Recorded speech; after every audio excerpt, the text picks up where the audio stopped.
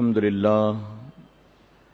للہ رب العالمین والعاقبۃ للمتقین والصلاة والسلام علی سید الانبیاء والمرسلین اما بعد فاعوذ باللہ من الشیطان الرجیم بسم اللہ الرحمن الرحیم الا ان اولیاء اللہ لا خوف علیہم ولا هم یحزنون صدق اللہ مولانا العلی العظیم۔ باد توحید کے متوالو، شمع رسالت کے پروانوں، غوث و خواجہ اور رضا کے چاہنے والوں، آئیے سب سے پہلے ہم اور آپ نہایت ہی ادب اور احترام کے ساتھ اپنے اور ساری کائنات کے مرکز عقیدت جناب محمد الرسول اللہ صلی اللہ تعالی علیہ وسلم کی بارگاہ بے کس پناہ میں جس طرح سے میں آپ کو پڑھاؤں، میرے ساتھ مل کر بآواز بلند ہدیہ غلامی درود و سلام کے انداز میں پیش کریں۔ پڑھیں الصلاۃ والسلام علیک یا رسول اللہ، الصلاۃ والسلام علیک یا حبیب اللہ،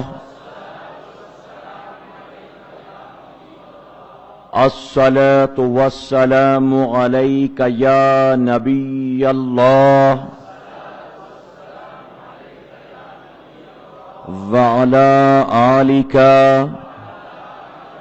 واصحابک یا نور اللہ صلی اللہ تعالی علیہ وسلم۔ رب کعبہ کی بارگاہ میں دعا ہے، مولا اپنے حبیب صاحب الاولاق صلی اللہ تعالی علیہ وسلم کے صدقۃ فعل ہم تمام حاضرین اور سامعین کو تو صحیح معنوں میں اہل بیت اطہار سے سچی پکی محبت کی توفیق نصیب فرما۔ مولا ہماری قیامت تک آنے والی نسلوں کی گردن میں بھی اپنے محبوب صلی اللہ تعالی علیہ وسلم کی اہل بیت کی غلامی کا پٹا ڈال دے اور اپنے حبیب کی اہل بیت کی محبتوں کا صلہ ہمیں دنیا اور آخرت دونوں جہاں میں نصیب فرما۔ محمد کی محبت صلی اللہ علیہ وسلم، محمد کی محبت دین حق کی شرط اول ہے۔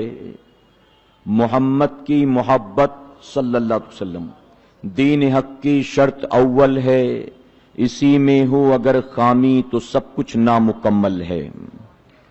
میرے پیارے آقا علیہ الصلوۃ والتسلیم کے پیارے دیوانوں، ماہ محرم الحرام اپنے فیوز و برکات کو لٹاتا ہوا تیزی کے ساتھ ہمارے اور آپ کے سامنے سے رواں اور دواں ہے۔ پہلی تاریخ سے لے کر اب تک مسلسل آپ نے علماء اہل سنت سے اور سنی دعوت اسلامی کے مبلغین سے مختلف مقامات پر ذکر شہدائے کرب و بلا اور محبت اہل بیت کے حوالے سے خطابات سماعت کیے ہیں۔ آج سنی دعوت اسلامی کے اس ہفتہ واری مرکزی اجتماع میں بھی ہم اور آپ انشاءاللہ حضور اکرم صلی اللہ علیہ وسلم کی اہل بیت کے ایک چشم و چراغ، خاتون جنت کے چمن کے ایک پھول کا ذکر کریں گے انشاءاللہ، اس نیت کے ساتھ کہ رب تبارک تعالی ہمیں اور آپ کو دنیا اور آخرت دونوں جہاں میں اہل بیت اطہار کی محبتوں کا صلہ نصیب فرمائے۔ میرے پیارے آقا علیہ الصلوۃ والتسلیم کے پیارے دیوانوں، یہ اللہ کا بے پناہ کرم اور احسان ہے کہ اس نے ہمیں اور آپ کو اہل سنت والجماعت میں پیدا فرمایا ہے۔ اچھی طرح سے اس بات کو آپ سمجھ لیں کہ دنیا میں جتنے بھی مسلمان کہلانے والے فرقے ہیں یا دنیا میں جتنے بھی مسلمان کہلانے والی جماعتیں ہیں، آپ کو ان سب کے دلوں میں سب کی محبت نظر نہیں آئے گی۔ کوئی صرف اللہ سے محبتوں کا دعویٰ کرتا ہے، کوئی صرف اللہ اور اس کے رسول سے محبتوں کا دعویٰ کرتا ہے، کوئی صرف اللہ اور اس کے رسول اور صحابہ سے محبتوں کا دعویٰ کرتا ہے، کوئی صرف اللہ اور اس کے رسول اور ان کی اہل بیت سے محبت کا دعویٰ کرتا ہے، میرے پیارے آقا علیہ الصلوۃ والتسلیم کے پیروانوں، تو یہ تمام جو باطل فرقے ہیں، یہ مسلمانوں میں بنے ہوئے جو تمام فرقے اور جماعتیں ہیں، انہوں نے کسی کا دامن پکڑا ہے، کسی کو چھوڑا ہے، کسی کا احترام کرتے ہیں، کسی کی گستاخی کرتے ہیں، کسی سے محبتوں کے دعوے کرتے ہیں اور کسی کی بے ادبی کرتے ہیں، لیکن الحمدللہ اہل سنت والجماعت یہ وہ جماعت ہے کہ جس کے دل میں اللہ کی بھی محبت ہے، 1,24,000 40,000 کم و بیش تمام انبیاء کی بھی محبت ہے، صحابہ کی بھی محبت ہے، شہداء کی بھی محبت ہے، اہل بیت اطہار کی بھی محبت ہے، بزرگان دین کی بھی محبت ہے، صوفیاء کی بھی محبت ہے، غوث و خواجہ کی بھی محبت ہے، تمام مخدوم و مجذوب کی بھی محبت ہے۔ میرے پیارے آقا کے پیروانوں، اگر کہوں تو غلط نہیں ہوگا، اہل سنت والجماعت وہ جماعت ہے کہ جس کے سینے میں اللہ نے محبتوں سے بھرا ہوا دل پیدا فرمایا ہے، کہ اس دل میں صرف محبت ہے، اس دل میں نفرت نہیں ہے، اور اگر نفرت ہوگی بھی تو نفرت ان کے لیے ہے جو میرے آقا کی گستاخیاں کیا کرتے ہیں، نفرت ان کے لیے ہے جو میرے آقا کے صحابہ کی گستاخیاں کرتے ہیں، نفرت ان کے لیے ہے جو اولیاء اکرام کی اور میرے آقا کی اہل بیت کی گستاخیاں کرتے ہیں۔ علاوہ اس کے تو الحمدللہ ہم خوش عقیدہ سنی مسلمان نبی کی محبتوں کی نسبت کی بنیاد ہر سنی سے محبت کرتے ہیں۔ میرے پیارے آقا کے پیروانوں، اور ہماری محبتوں کی نشانی، ہماری محبتوں کی دلیل یہی ہے کہ ہم وقتاً فوقتاً اللہ کے محبوبین کی تاریخیں منایا کرتے ہیں، ان کے ذکر پاک کی محفلیں سجاتے ہیں، ان کے نام پر نظر و نیاز کا اہتمام کرتے ہیں، ہم ان کا تذکرہ سنتے سناتے ہیں۔ میرے پیارے آقا کے پیروانوں، یہی ان اللہ والوں کی محبتوں کی دلیل ہے کہ الحمدللہ، اور ہم صوفیاء سے، اولیاء سے، انبیاء سے، اہل بیت اطہار سے، بزرگان دین سے جو محبت کرتے ہیں، اس محبت کی سب سے بڑی وجہ یہ ہے کہ حضور اکرم صلی اللہ علیہ وسلم نے 1450 سال پہلے فرما دیا، جو جس سے محبت کرے گا کل قیامت کے دن اس کو اسی کے ساتھ اٹھایا جائے گا۔ تو یہ محبتیں گویا اسی لیے ہیں، اجالے اپنی یادوں کے ہمارے ساتھ رہنے دو، اجالے اپنی یادوں کے ہمارے ساتھ رہنے دو، نہ جانے کس گلی میں زندگی کی شام ہو جائے، نہ جانے کس گلی میں۔ تو میرے پیارے آقا علیہ الصلوۃ والتسلیم کے پیروانوں، ذکر شہدائے کربلا کی محفل ہو، یا سیدنا سرکار غوث اعظم کی 11ویں شریف ہو، یا خواجہ غریب نواز کی 6 شریف ہو، یا امام جعفر صادق کی نیاز ہو، چاہے وہ امام زین العابدین کی تاریخ وصال ہو، چاہے وہ مخدوم کی چوچا کہ آپ کی عرس کی تاریخ ہو اور آپ کی یادگار منائی جاتی ہو، ان تمام چیزوں کا مقصد اظہار محبت ہوتا ہے۔ اور میرے پیارے آقا علیہ الصلوۃ والتسلیم کے پیروانوں، ایک بات میں ہمیشہ کہتا ہوں، آج پھر مرکز پر آپ کے سامنے یہ بات پیش کرنا چاہوں گا کہ مثال کے طور پر آپ سمجھ لیں کہ اگر آپ کے گھر میں کسی کا انتقال ہوا ہے، نانی کا انتقال ہوا، دادا کا انتقال ہوا، والد صاحب کا کسی کا انتقال ہوا، تو اب ان کے نام پر ایصال ثواب کون کرے گا؟ ظاہر ہے جو گھر والے ہیں وہی کریں گے نا۔ قرآن خوانی آپ کریں گے، کوئی اور کرنے والا نہیں ہے، تیجا آپ کریں گے، 40واں آپ کریں گے، برسی آپ کریں گے، یعنی ان کو یاد آپ کریں گے، کوئی اور کرنے والا نہیں۔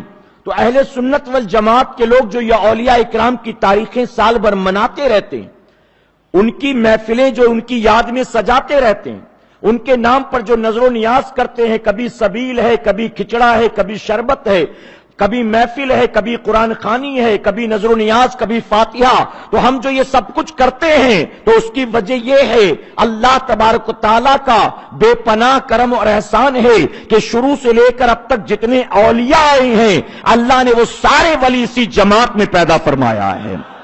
تو جب ان کا تعلق اس جماعت سے ہے تو ظاہر ہے کہ اسی جماعت والے انہیں یاد کریں گے نا، کوئی باہر والا تو یاد کرنے والا ہے نہیں۔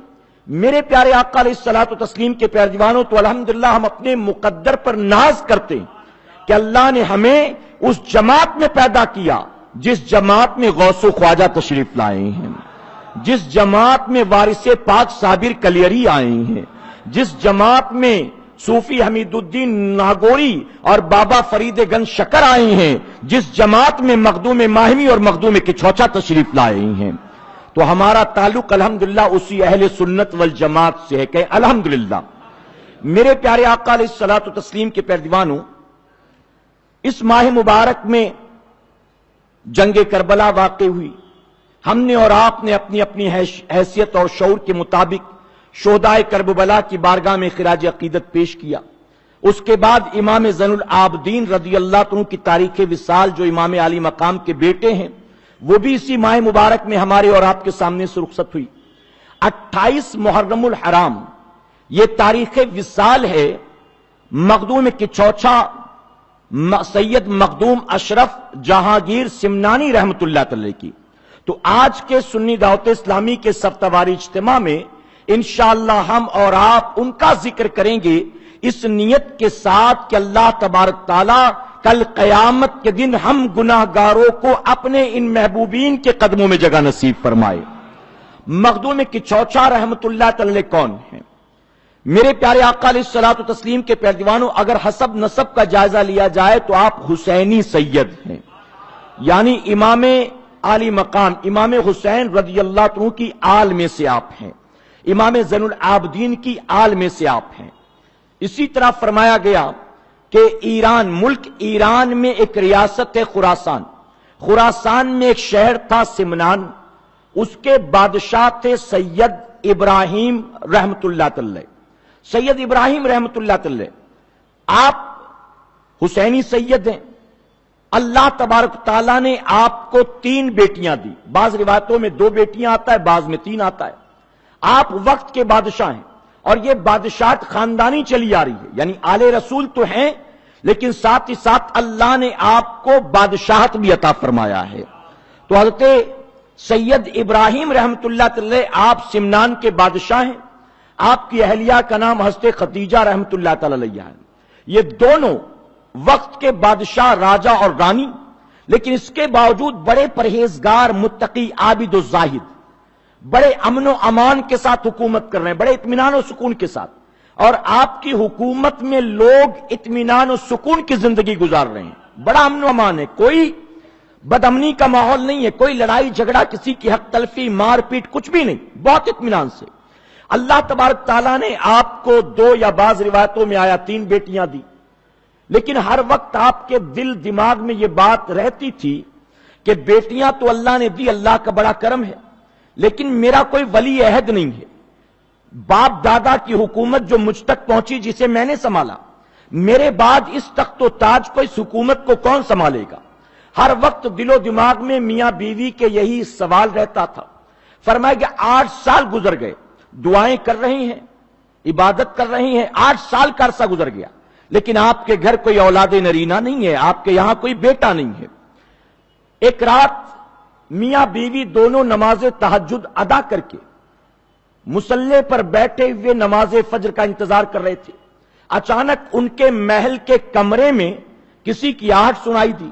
اب جب آہٹ کو سنا تو پلٹ کر دیکھا دونوں نے، تو حیران رہ گئے کہ اس بند کمرے میں، ایک تو محل ہے، محل کے باہر آپ اندازہ لگائیں کہ کیسی فوج، کیسا پہرا ہوگا، اور اس محل کے اندر جو ان کا اندرونی کمرہ ہے، جہاں یہ دونوں میاں بیوی رات گزارا کرتے تھے، اس کمرے میں یہ عبادت کر رہے ہیں۔ اچانک کمرے میں کسی کی آہٹ سنائی دی۔ جب پلٹ کر دیکھا تو ایک شخص نظر آیا۔ گھبرا گئے کہ بلا بند کمرے میں پہروں کے درمیان یہ کون ہے آنے والا؟ دونوں اٹھ کر کھڑے ہو گئے اپنے مصلی پر۔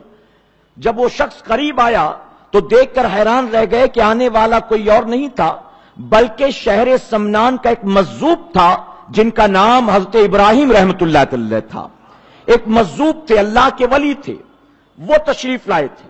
اب جب انہوں نے دیکھا کہ یہ تو اللہ کے ولی ہے، وہ سمجھ گئے کہ اب یہ اللہ کے ولی اگر آئے ہیں تو یقیناً یہ ان کی کرامت ہے اور یہ اللہ کی مرضی سے یہاں آئے ہوں گے۔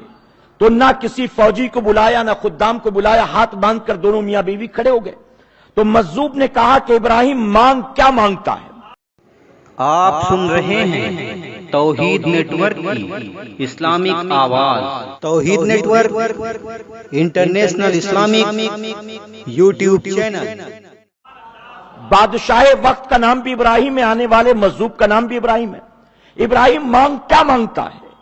تو جانتے ہو بادشاہ وقت نے کہا، سید ابراہیم نے کہا کہ حضور میں آپ سے کیا بتاؤں کہ میں کیا چاہتا ہوں، آپ پر تو اللہ نے سب روشن کر دیا ہے، آپ سے کیا چھپا ہے جو میں بتاؤں کہ یہ چاہیے، آپ پر تو سب روشن ہے۔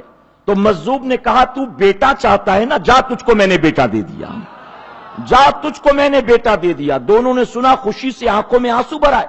مجذوب پلٹا کہ میرا کام ہو گیا، چلے چند قدم، یہ دونوں میاں بیوی پیچھے پیچھے۔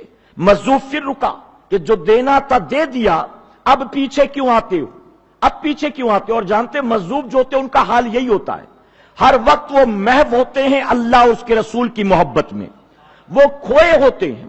اور اللہ تبارک تعالی مجذوب کو، بالخصوص مجذوب کو، ایسی اللہ انہیں طاقت دیتا ہے کہ ان کی زبان سے جو نکل جائے وہ ہو جایا کرتا ہے۔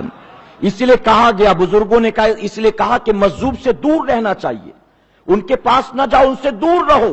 اس کی وجہ کہ اگر وہ خوش ہیں تو خوشی میں کہیں گے تیرا بیڑا پار ہو گیا تو یقیناً بیڑا پار ہو جائے گا، لیکن اگر وہ عالم جلال میں ہیں اور اس وقت غصے میں کچھ کہہ دیا تو پھر وہ بھی ہو جائے گا، وہ بھی ہو جائے گا۔ تو اس لیے کہا گیا ان سے تھوڑا دوری مینٹین کرنی چاہیے، دوری مینٹین کریں۔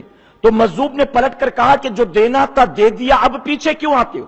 دونوں خاموش کھڑے۔ تو کہا اچھا ایک بیٹے سے مطمئن نہیں ہو، جا ایک اور بیٹا میں نے دے دیا، ایک اور بیٹا دے دیا، اور خوش ہو گئے دونوں میاں بیوی۔ اب یہ باہر نکل گئے۔ میرے پیارے آقا علیہ الصلوۃ والتسلیم کے پیارے دیوانوں، یہاں ایک بات عرض کرنا چاہوں گا، بیٹا دینا یہ کس کا کام ہے بتائیے؟ اللہ کا کام ہے، اللہ کا۔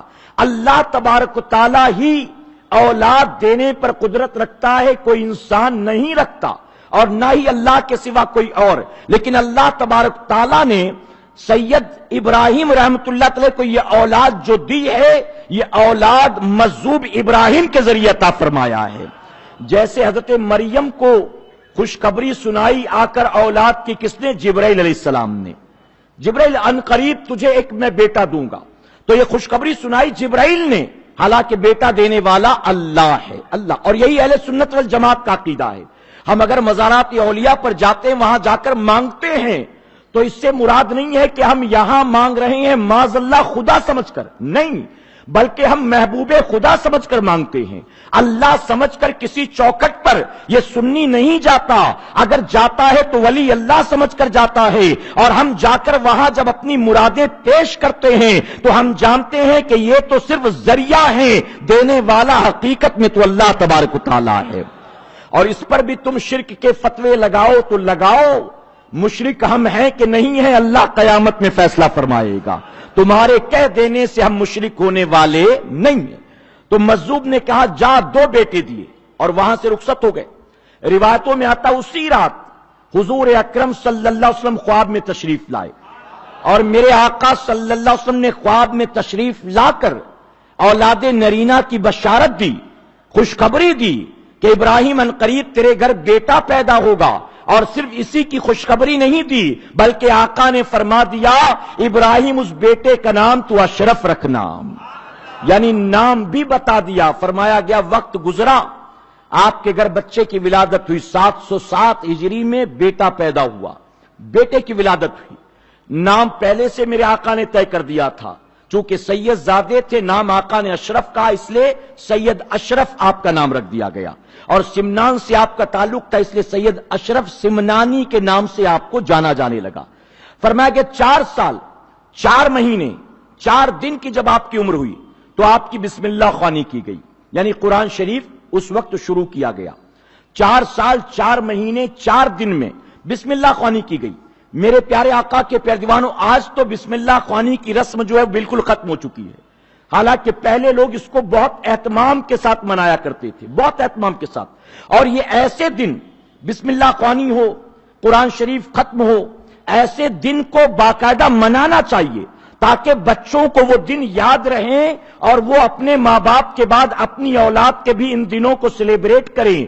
آج بچہ گھر میں پیدا ہو تو 7ویں دن اس کا عقیقہ نہیں ہوتا، لیکن ہمارے بامبے کے ماحول میں 40ویں دن اس کا چلہ بہت اہتمام کے ساتھ کیا جاتا ہے۔ عقیقہ کرنا حضور اکرم صلی اللہ علیہ وسلم کی سنت، اس کو ہم نے ترک کر دیا۔ लेकिन 40वें दिन चिल्ला जरूर धूमधाम से किया जाएगा, सबको जमा करेंगे, दावत होगी और न जाने क्या कुछ हंगामे होंगे। तो मेरे प्यारे आका अलैहिस्सलातु तस्लीम के प्यारे दीवानों, अपनी औलाद के मुकद्दर को संवारना चाहते हो तो इन खुराफात से और झूठे रस्म रिवाज से बचकर अपनी औलाद की मुकम्मल तालीम और तरबियत कुरान और हदीस की रोशनी में करना चाहिए। आपकी विलादत हुई, महल के अंदर जश्न था, पूरी रियासत में जश्न था, लेकिन जश्न से मुराद अब चूंकि औलादे नरीना हुई, बादशाह वक्त के यहां वली अहद आ गया, इतने सालों के बाद 3 बेटियों के बाद बेटा आ गया, इसके बावजूद जश्न जो मनाया जाता है वो जश्न खुराफात से भरा नहीं होता, बल्कि वो जश्न भी दावत हो रही है, तोहफे बांटे जा रहे हैं, मुबारकबाद दी जा रही, इस तरह से खुशियां मनाई गई। 4 साल 4 महीने 4 दिन में बिस्मिल्लाह ख्वानी हुई। अल्लाह तबारक ताला ने कैसा हाफिजा दिया था, फरमाया कि जब 7 साल के हुए, बिस्मिल्लाह ख्वानी 4 साल की उम्र में, 7 साल के जब हुए तो सातों किरत के एतबार से आपने पूरा कुरान शरीफ अपने सीने में महफूज कर लिया था। यानी 3 साल की मुद्दत में सातों किरत से आपने कुरान शरीफ को अपने सीने में महफूज कर लिया, हाफिज कुरान हो गए। उसके बाद दीगर तालीमात का सिलसिला शुरू हुआ। 14 साल की उम्र हुई, 14 साल आप दूसरी किताबें पढ़ रहे हैं जो दीन की तमाम किताबें हैं, आप 14 साल के हुए, साथ में दीनी तालीमात के घुड़सवारी भी सिखाई जा रही है, तलवारबाजी भी सिखाई जा रही है, तीरंदाजी भी सिखाई जा रही है। यानी आप चूंकि बादशाह ज़ादे थे तो दीनी तालीमात के साथ यह तरबियत भी हो रही है कि मेरे बाद अगर ये कुर्सी पर बैठे तो हुकूमत कैसे करना। फरमाया 14 साल में आपने दुनियावी एतबार से और दीनी एतबार से सारा इल्म मुकम्मल तौर पर हासिल कर लिया था। वो चाहे इल्म तफसीर हो, चाहे इल्म हदीस हो, चाहे इल्म फिक़ा हो, चाहे इल्म मंतिक हो, 14 साल में आप एक कामिल आलिम बन चुके थे। और साथ ही लोगों ने लिखा कि सिर्फ आलिम नहीं बल्कि आप तो वली, उस वक्त वली एक कामिल बन चुके थे, आप सूफी वक्त बन चुके थे। मेरे प्यारे आका अलैहिस्सलातु तस्लीम के प्यारे दीवानों, जब 15 साल की आपकी उम्र हुई तो आपके वालिदे मोहतरम का इंतकाल हुआ। लोगों ने राय मशवरा करके आपको सिमनान का बादशाह बना दिया। कौन सी उम्र में? 15 साल की उम्र। 15 साल की उम्र में सारी हुकूमत की जिम्मेदारी, तख्त और ताज की सारी जिम्मेदारी, रियासत की जिम्मेदारी आपके कांधों पर। अब जब आप बैठे तख्त पर तो उस वक्त एक दूसरी रियासत का बादशाह जो कई बार आपके वालिद से शिकस्त खा चुका था, उसने यह सोचा कि बड़ा अच्छा मौका हाथ लगा है, 15 साल का बच्चा बैठा है तख्त पर, अब मैं अगर हमला कर दूं सिमनान पर तो वो मुकाबला करने की ताकत नहीं रखता, उसकी वजह के तजुर्बा नहीं है, कभी जंग पर गया नहीं है, वो जंगी तदबीरों से वाकिफ नहीं है। तो ऐसे में बड़ा अच्छा मौका हाथ लगा कि मैं हमला करके सिमनान का बादशाह बन जाऊं, काबिज बन जाऊं। तो जो आपके जो वजीर थे, आपके जो फौजी थे, आपके जो रियासत में लोग थे, उन लोगों ने आपस में राय मशवरा किया कि अब उसका अचानक हमला हुआ, क्या किया जाए। तो हर किसी ने एक ही तदबीर, एक ही रास्ता निकाला कि हम जाकर मैदान जंग में मुकाबला करते हैं, हम अपने बादशाह को नहीं ले जाते, यानी सैयद मखदूम अशरफ जहांगीर रहमतुल्लाह अलैह को नहीं ले जाते, क्योंकि ये अभी अभी बादशाह बने, इनको तजुर्बा नहीं है, ये क्या चलेंगे जंग में। तो उन लोगों ने कहा कि हम जाते हैं, आप यहीं रहें। तो इस पर मखदूम अशरफ जहांगीर रहमतुल्लाह अलैह फरमाते हैं कि अगरचे मुझे तजुर्बा नहीं है, अगरचे मैदान जंग में मैं कभी गया नहीं हूं, लेकिन तुम ये ना भूलो कि मैं अगरचे अभी तक जंग में गया नहीं, तलवार चलाया नहीं हूं, लेकिन तुम ये ना भूलो कि मेरे रगों में आज भी इमाम हुसैन का खून दौड़ रहा है। मैं उसका बेटा हूं जिसने करबला में यजीदियों का मुकाबला किया था, तो क्या मैं इसका मुकाबला नहीं कर सकता। यह कहकर आपने कहा मैं जंग में चलूंगा और मैं तुम्हारी कयादत में नहीं, तुम मेरी कयादत में मुकाबला करोगे। और तारीख गवाह है कि आपकी कयादत में उस बादशाह का मुकाबला किया गया और पहले से ज्यादा जलील ख्वार हुआ, वो शिकस्त खाया उसने, अल्लाह ने आपको कामयाबी अता फरमाई। दिन हुकूमत रियासत के काम संभालने में गुजरता था, पूरा दिन आप लोगों के काम देखते थे, आप मखलूक की खिदमत करते थे, आप अदल और इंसाफ का काम अंजाम देते थे, दूर दराज से लोग आते, उनसे मुलाकात करते, उनके मसले हल करते, रियाया परवरी करते थे, दिन भर बादशाहत का काम अंजाम देते, और रात होती तो तन्हाई में मुसल्ला बिछाकर अल्लाह अल्लाह किया करते थे। इस तरह से आपका दिन और आपकी रातें गुजरती थी। एक मर्तबा एक शख्स आया اور آ کر کہنے لگا حکومت کس طرح سے آپ نے کی ہے توجہ دیں. ایک شخص آیا اور آ کر کہنے لگا کہ حضور میں سفر میں تھا, میرے ساتھ کچھ میرے ساتھی تھے, 40 دینار میرے پاس تھے جس کو میں نے اپنے کمر میں باندھ رکھا تھا اور کسی کو خبر نہیں تھی. لیکن ایک رات سفر میں سونے کے بعد جب میں اٹھا تو میں نے دیکھا کہ میرے وہ 40 دینار غائب ہیں. میں نے اپنے ساتھیوں کو پوچھا تو کوئی قبول کرنے کو تیار نہیں, کوئی ماننے کو تیار نہیں, اور میں بڑا غریب آدمی ہوں, میں کیا کروں سمجھ میں نہیں آتا. آپ نے فرمایا تو نے اپنے ساتھیوں سے پوچھا؟ کہا وہ تو قسمیں کھانے کو تیار ہے, کوئی قبول نہیں کرتا کہ ان میں سے کسی نے لیا ہے, جبکہ ہمارے سوا وہاں کوئی نہیں تھا اور جہاں ہم ٹھہرے تھے وہاں بھی تلاش کیا کہیں نہ ملا. تو جانتے ہو مخدوم اشرف جہانگیر رحمۃ اللہ علیہ فرماتے کہ ٹھیک ہے جو تیرے ساتھ تھے ان کو بلا. سب کو دربار میں لایا گیا, آپ نے ایک ایک سے پوچھا, سب نے انکار کیا. آپ نے پوچھا, کہا اگر پتہ چل جائے گا سزا دی جائے گی, سچ کو قبول کر لو, جس کی غلطی ہے تسلیم کر لو. لیکن کوئی ماننے کو تیار نہیں کہ کیسے پتہ چلے گا, کیسے پتہ لگائیں گے. جب کوئی قبول نہیں کرنے کو تیار تھا تو آپ نے ایک ایک آدمی کو بلایا, سینے پر ہاتھ رکھنا شروع کیا.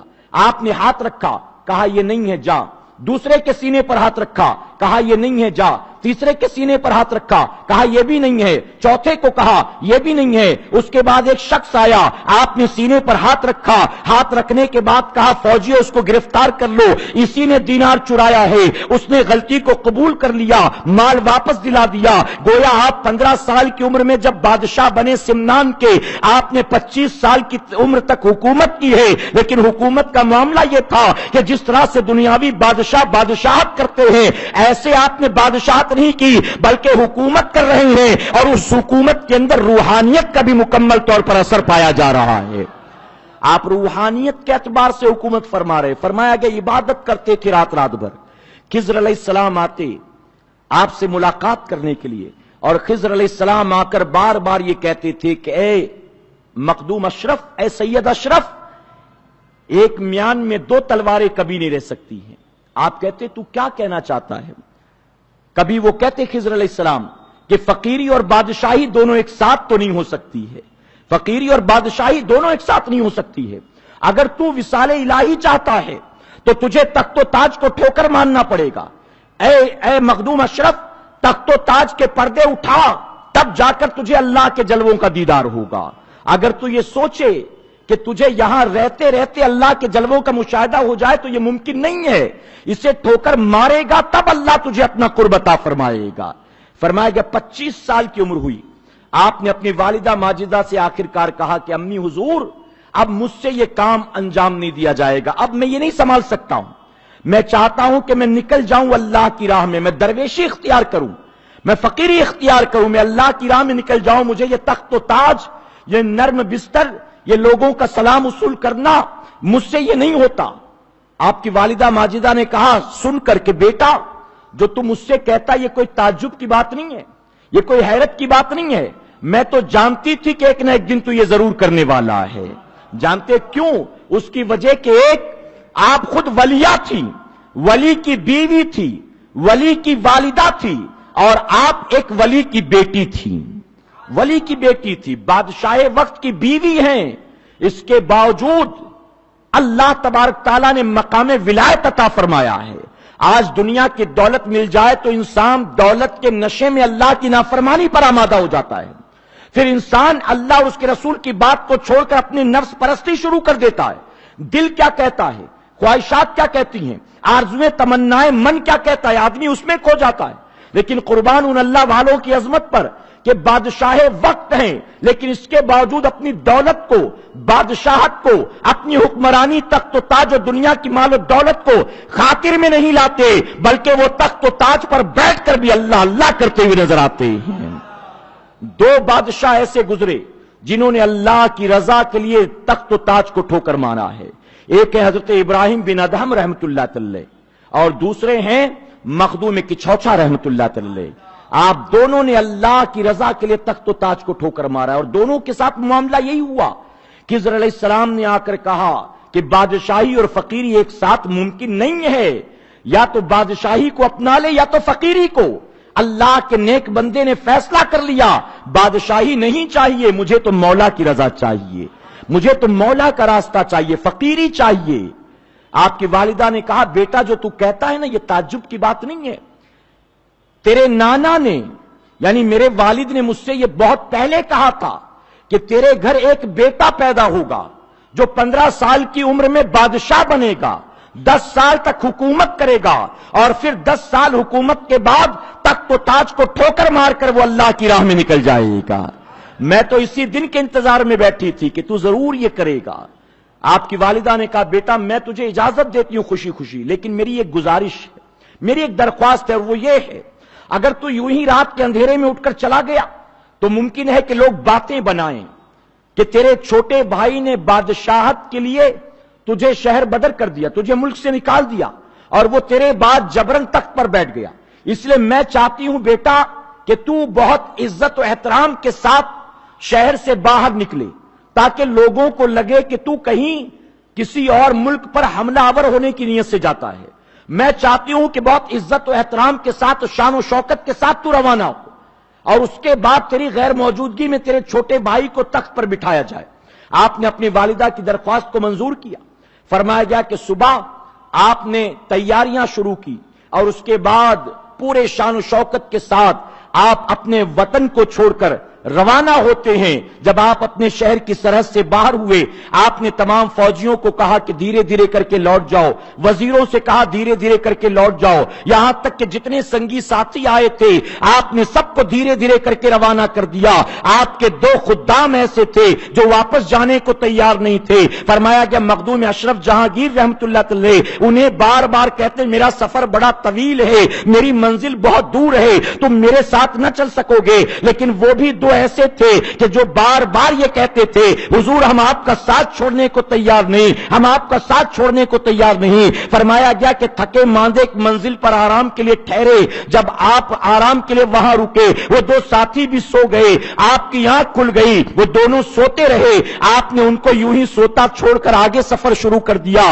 آپ جب آگے نکلے تو صرف آپ کے ساتھ آپ کا گھوڑا تھا اور آپ کے ساتھ کوئی سنگی ساتھی نہیں تھا۔ کچھ دور جانے کے بعد آپ نے کہا میں تو بھوکا بھی رہ سکتا ہوں، میں تو پیاسا بھی رہ سکتا ہوں، میں تو مسلسل روزہ بھی رکھ سکتا ہوں، لیکن یہ گھوڑا میرے ساتھ ہے تو مجھے اس کے چارے اور پانی کا خیال رکھنا پڑتا ہے، یہ ایک بوجھ بن گیا ہے مجھ پر۔ میرے پیارے آقا کے پیارے دیوانوں یہ کہہ کر راستے میں ایک فقیر نظر آیا، آپ نے اپنا گھوڑا بھی فقیر کے حوالے کر دیا۔ اب خالی ہاتھ آپ روانہ ہو جاتے ہیں۔ فرمایا کہ سمرقند اور بخارا سے ہوتے ہوئے آپ اوچ شریف کی سرزمین پر پہنچتے ہیں۔ آپ اوچ شریف کی سرزمین پر پہنچے، وہاں پر اس وقت ایک بزرگ رہتے تھے جن کا نام جہانگیر جہان گشت تھا۔ جہانگیر جہان گشت رحمت اللہ علیہ یہ خود بھی سید زادے تھے اور جانتے اتنے کامل بزرگ تھے، اتنے پائے کے بزرگ تھے۔ ایک مرتبہ یہ مدینہ منورہ گئے تو مدینہ منورہ میں جو وہاں کے سادات تھے انہوں نے ان کی سیادت پر اعتراض کیا۔ انہوں نے کہا کہ ہم تمہیں سید نہیں مانتے ہیں، معاذ اللہ ہم تمہیں سید نہیں مانتے۔ آپ نے اپنا شجرا دکھا دیا، آپ کو جو کچھ پتا تھا آپ نے بتا دیا، لیکن وہ کہتے اس کے باوجود بھی ہم نہیں مانتے، ہم آپ کو سید تسلیم کرنے کے لیے تیار نہیں۔ تو آپ نے کہا ٹھیک ہے مجھے سید نہیں مانتے ہو، نہ مانو، اب میرے سید ہونے کی گواہی خود میرے آقا دیں گے، میرے آقا دیں گے۔ یہ کہہ کر کہا چلو روضہ رسول پر۔ وہاں پہنچے اور پہنچنے کے بعد آقا کی بارگاہ میں سب دیکھ رہے ہیں، آقا کی بارگاہ میں سلام پیش کیا، الصلاۃ والسلام علیک یا والدی، اے ابا حضور آپ کی بارگاہ میں سلام ہے۔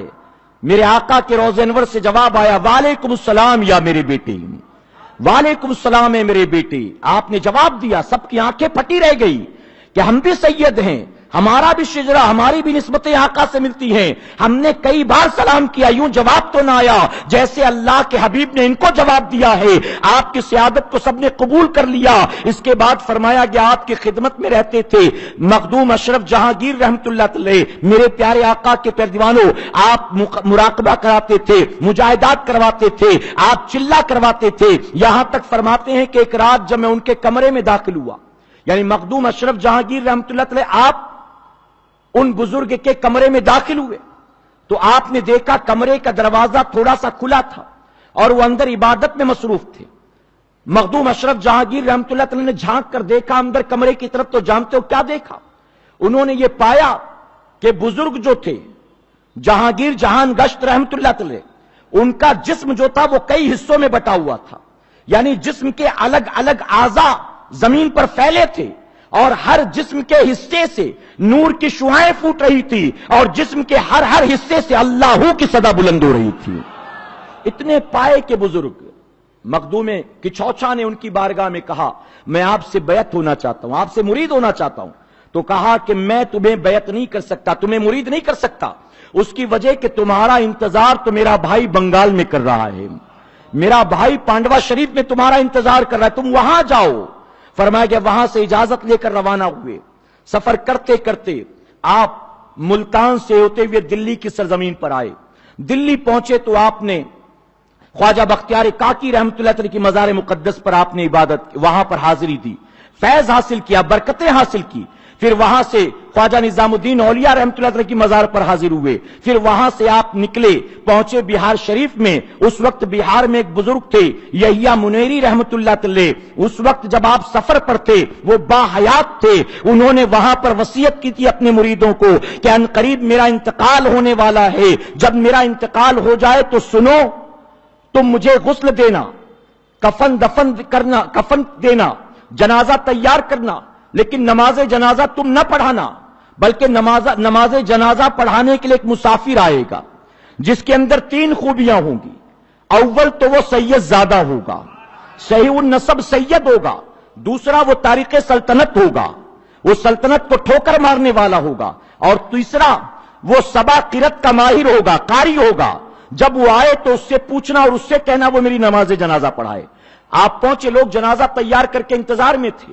आप पहुंचे, लोगों ने पूछा आप कौन हैं, आपने नाम बताया, सही नसब सैयद हैं, तारीख सल्तनत हैं। आपने किरत के हवाले से भी बताया, कहा आपके हवाले से वसीयत थी कि आप ही नमाज जनाजा पढ़ाएंगे। नमाज जनाजा पढ़ाई गई, उसके बाद दफन किया गया। आप जानते हो यहिया मुनेरी रहमतुल्लाह अलैह ने वसीयत की थी कि इंतकाल के वक्त मेरे जिस्म पर जो जुब्बा है, ये जुब्बा उस नमाज जनाजा पढ़ाने वाले को मेरी तरफ से तोहफे में दे देना।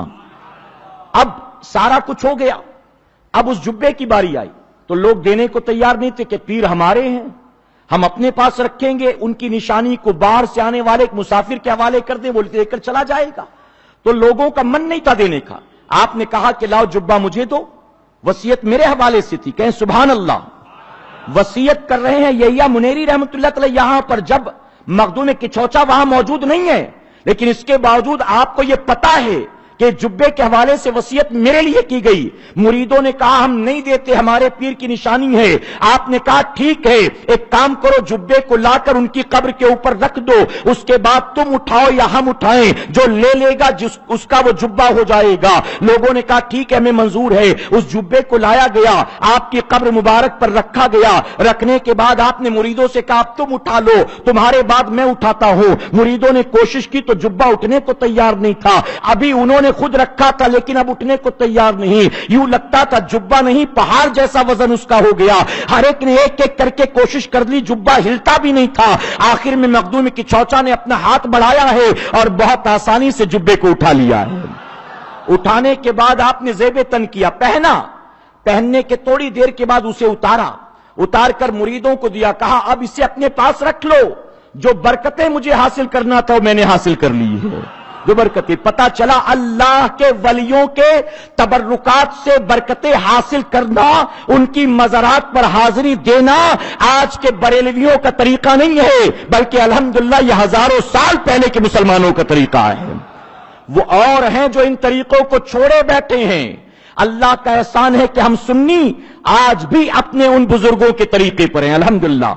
न बुजुर्गों की तबर्रुकात को हमने छोड़ा है, न हुजूर अकरम सल्लल्लाहु अलैहि वसल्लम के तबर्रुकात को हमने छोड़ा है, न मज़ारात औलिया पर हाजिर होकर उनका फैज और उनकी बरकत को हासिल करना हमने छोड़ा। ये मुनकिर हो गए, ये इनकार कर बैठे, लेकिन अल्हम्दुलिल्लाह हम आज भी उस पर कायम हैं। इसके बाद फरमाया गया आप वहां से रवाना हुए, पांडवा शरीफ की सरजमीन पर तशरीफ लाते हैं। आपके पीर और मुर्शिद से मुलाकात हुई। मेरे प्यारे आका के पैरदीवानों, वक्त तेजी से गुजर रहा है। फरमाया गया पीर और मुर्शिद आपकी जब आमद थी उससे पहले ही आपके पीर और मुर्शिद कैलूला कर रहे थे, दोपहर का वक्त था। आप उठे, अलाउद्दीन गंज नबात रहमतुल्लाह अलैह आप उठे और उठने के बाद अपने मुरीदों से कहा कि फौरन पालकी तैयार करो। मेहमान आने वाले हैं। फरमाया कि आपने पालकी तैयार की, उसके अंदर तशरीफ फरमा हुए, मुरीदों ने, कहारों ने पालकी को उठाया। फरमाया कि आप आगे बढ़ते आए, शहर के बाहर निकल आए, और शहर के बाहर जहां पर लोग इंतजार करते थे आने वाले मेहमानों का या वापस जाने वाले मेहमानों को छोड़ा करते थे, वहां पर पहुंचे, पालकी से नीचे उतरे और इंतजार करते रहे। जब मखदूम अशरफ रहमतुल्लाह तआला तशरीफ लाते हैं, आगे बढ़कर इन्होंने उनको सीने से लगाया है, मेरे प्यारे आका अलैहिस्सलातु तस्लीम के प्यारे दीवानों। और सीने से लगाने के बाद जानते हो क्या कहा? आपने कहा कि 2 साल हो गए तुझे सिमनान से निकले हुए, इस 2 साल के अंदर 70 मरतबा खिज़र अलैहिस्सलाम ने मुझे आकर बशारत दी है कि सिमनान की धरती से एक शहबाज निकला है और तमाम बुजुर्गों ने अपने अपने जाल को बिखेर रखा है उसे पकड़ने के लिए, लेकिन बाहिफाजत मैं उसे तेरे पास लेकर आने वाला हूं। यानी हर कोई चाहता था ये मेरा मुरीद हो जाए, हर कोई चाहता था ये मेरे सिलसिले में दाखिल हो जाए, हर कोई चाहता था कि मैं इसको खिलाफत दूं, मैं इसको मुरीद बनाऊं। तो खिज़र अलैहिस्सलाम ने कहा हर कलंदर ने अपने जाल को बिखेरा है उस शहबाज को पकड़ने के लिए, लेकिन उसे बाहिफाजत में तेरी खिदमत में लाने वाला हूं। फरमाया कि आप पहुंचे, 10 साल आपने अपने पीर साहब की खिदमत की है, और खिदमत भी कैसी, अल्लाह अकबर। पीर और मुर्शिद ने तमाम मुरीदीन को ड्यूटी बांट रखी थी। झाड़ू लगाना तुम्हारा काम है, कालीन बिछाना तुम्हारा काम है, पानी भरना तुम्हारा काम है, मेहमान आए उनके खाने का इंतजाम करना तुम्हारा, सबकी ड्यूटी। मखदूम के चौचा ने अर्ज किया हुजूर मुझे भी तो कोई ड्यूटी दे दे, मुझे भी तो कोई जॉब दे, मुझे बताएं मुझे क्या करना। आप फरमाते हैं कि यह तेरा काम नहीं है, यह तेरा काम नहीं है, जो तेरा काम है जिसके लिए अल्लाह ने भेजा है, मैं उस काम के लिए तुझे अनकरीब तैयार करने वाला हूं। उनकी तरबियत फरमाई, उनकी तरबियत की। फरमाया कि 10 साल तक पीर की खिदमत में रहे, मुजाहिदात किए, रात रात भर जगाया, मुराकबे करवाए, चिल्ले करवाए, रात रात भर। इसके बाद 10 साल का अरसा गुजरा, पीर और मुर्शिद ने कहा बेटा मेरा काम हो गया, अब तुम्हें खिदमत खल्क के लिए निकलना है, तबलीग दीन के लिए निकलना है, अब तुम यहां से चलो, आगे बढ़ो, अल्लाह यही चाहता है। आपकी आंखों में आंसू भर आए, आपने कहा हुजूर मैं तो ये चाहता था कि पूरी जिंदगी आपके कदमों में गुजार दूं, जो फैज यहां से हासिल किया, जो बरकतें यहां से मुझे मिली वो कहीं न मिल सकी, इसलिए मैं चाहता हूं कि बची कुछ जिंदगी आपके कदमों में गुजार दो। तो पीर और मुर्शिद ने कहा मेरा दिल भी नहीं चाहता कि तुझे अपने से जुदा करो, लेकिन अल्लाह ने जिस लिए तुझे भेजा था वो काम मुकम्मल हो गया, अब तुझे जाना होगा। आपने कहा ठीक है मुझे कम से कम इजाजत दे दे, रमजान शरीफ गुजार लो, ईद आपके साथ कर लूं, उसके बाद चला जाऊंगा। पीर और मुर्शिद ने इतनी वक्त की मोहलत दे दी। फरमाया गया पीर के साथ रमजान शरीफ गुजारते हैं, उसके बाद आप ईद पीर के साथ मनाते हैं और ईद के दूसरे दिन आप रवाना हो गए। मेरे प्यारे आका के प्यारे दीवानों, अब आप पांडवा शरीफ से सफर करके जौनपुर की सरजमीन पर आते हैं।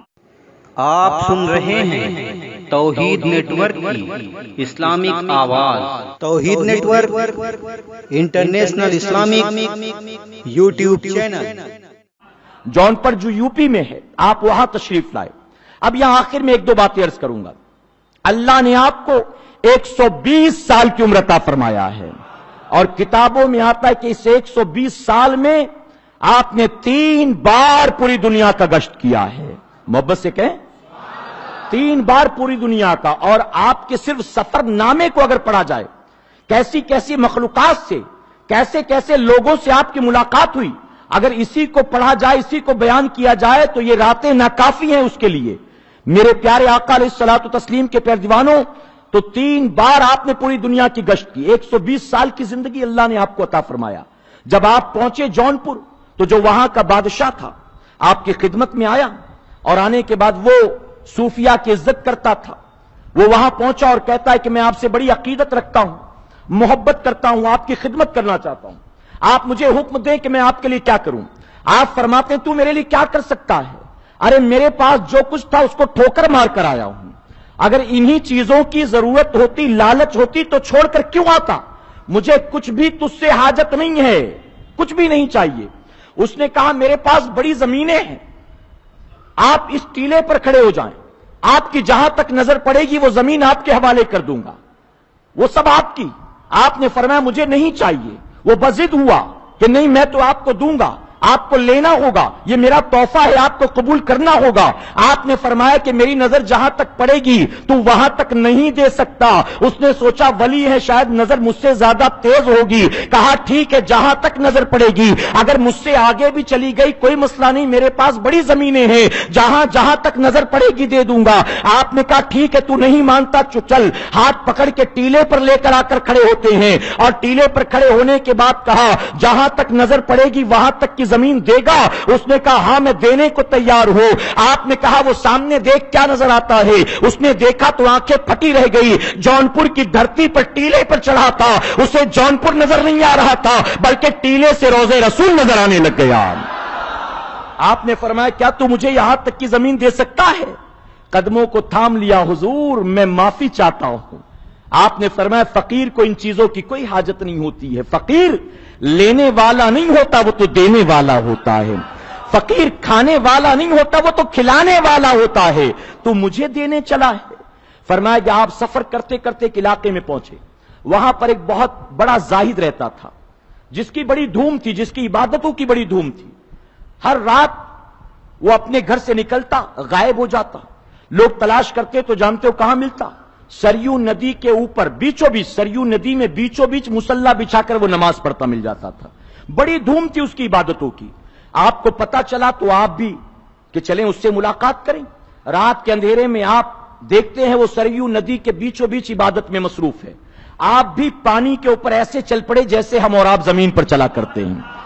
آپ چلے, وہاں پہنچے, اور پہنچنے کے بعد اس کی پیٹھ پر ہاتھ رکھا, وہ عبادت میں تھا, پیٹھ پر ہاتھ رکھا اور ہاتھ رکھ کر کہا اللہ تجھے اپنی برکتوں سے مالا مال فرمائے, اللہ تیری عبادت کو قبول فرمائے. اس زاہد نے فوراً ہاتھ ہٹایا مخدوم کی چوچا کا, اپنا ہاتھ ان کی پیٹھ پر رکھا اور انہیں دعائیں دینے لگ گیا. مخدوم کی چوچا کو اس کی بے ادبی پسند نہیں آئی.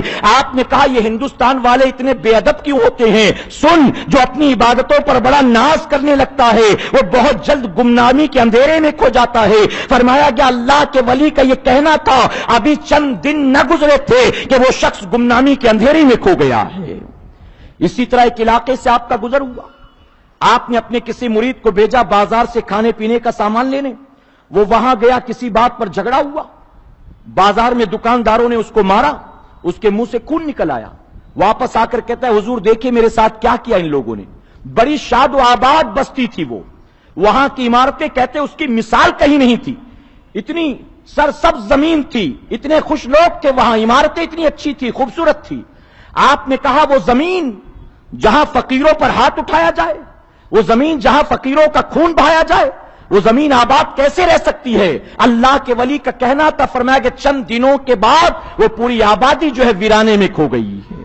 وہ عمارتیں کھنڈر میں تبدیل ہو گئی, لوگوں کا کاروبار ٹھپ ہو گیا, ہریالی سوکھ گئی.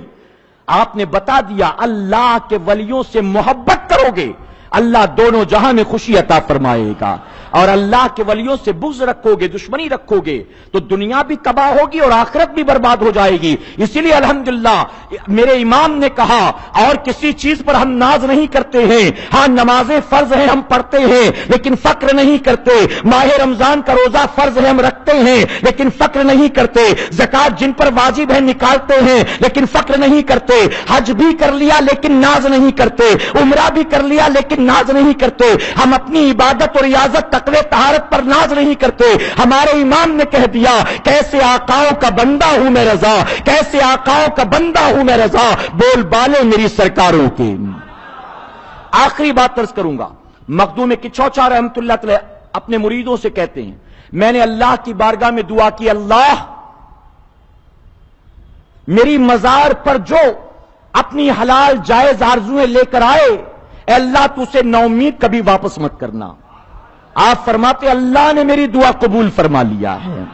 میری مزار پر جب بھی تم اپنی حاجتیں لے کر آؤ گے کبھی خالی ہاتھ نہیں جاؤ گے. اور اے سرکار مدینہ کے پیارے دیوانوں, یقیناً یہ ان کی ولایت کے ڈنکے ہیں. آج دنیا سے پردہ کیے تقریباً 700 سال سے زیادہ کا عرصہ گزر چکا ہے, لیکن آپ کا عرص پاک صرف کچوچا شریف کی سرزمین پر نہیں منایا جاتا ہے بلکہ الحمدللہ آج پوری دنیا میں آپ دیکھیں خانوادہ اشرفیہ سے تعلق رکھنے والے آپ کو آج پوری دنیا میں نظر آئیں گے. مخدوم کچوچا سے نسبتیں رکھنے रखने वाले आज पूरी दुनिया में आपको नजर आएंगे। और जिस तरह से आज मखदूम की चौचा रहमतुल्लाह तआला का उर्स पाक की चौचा शरीफ की सरजमीन पर मनाया जाता है, अल्हम्दुलिल्लाह अमेरिका और लंदन में रहने वाले सुन्नी भी आपकी तारीख विसाल के मौके पर अपनी मस्जिदों में, अपने इलाकों में महफिलें सजाकर आपका उर्स पाक मनाया करते हैं। अल्लाह ने आपको मकाम बुलंद अता कर दिया। कैसे आकाओं का बंदा हूं मैं रजा, बोल बाले मेरी सरकारों के। और याद रखना कयामत में यही निस्बतें काम आने वाली हैं। इबादतें, रियाजतें वो सब धरी रह जाएंगी, निस्बतें काम आएंगी। अगर गर्दन में गुलामी का पट्टा है अहले बैत का, यकीनन अल्लाह सब कुछ कबूल फरमाएगा। और नमाजें बड़ी पढ़ी, गौसे आजम को गालियां दी माजल्लाह, नमाजें बड़ी पढ़ी, इमाम ज़ैनुल आबिदीन को बुरा भला कहा माजल्लाह, नमाजें बड़ी पढ़ी और यजीद को अमीरुल मोमिनीन कहते रहे और इमाम हुसैन को गलती पर थे ये कहते रहे माजल्लाह। तो मैं जिम्मेदारी से कहता हूं कल कयामत में ये सारी इबादतें लपेट कर मुंह पर मार दी जाएंगी। आका फरमाते हैं अल्लाह ने तुम्हें नेमतें दी हैं, इन नेमतों की वजह से अल्लाह से मोहब्बत करो और अल्लाह से मोहब्बत की वजह से तुम मुझसे मोहब्बत करो और मुझसे मोहब्बत की वजह से तुम मेरी अहले बैत से मोहब्बत करो। तो ये सबसे मोहब्बत जो है इसकी वजह यही है।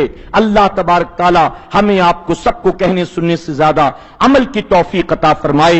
दरमियाने गुफ्तगू मुझसे जाने अनजाने में किसी तरह की गलती खामी रह गई, आप सबको गवाह बनाकर सच्चे दिल से तौबा करता हूं। रब मेरी तौबा कबूल फरमाए और हमारी इस हाजिरी को कयामत में हमारे लिए, हमारे वालिदैन के लिए बख्शिश और निजात का जरिया बनाए। वमा अलैना इल्लल बलाग।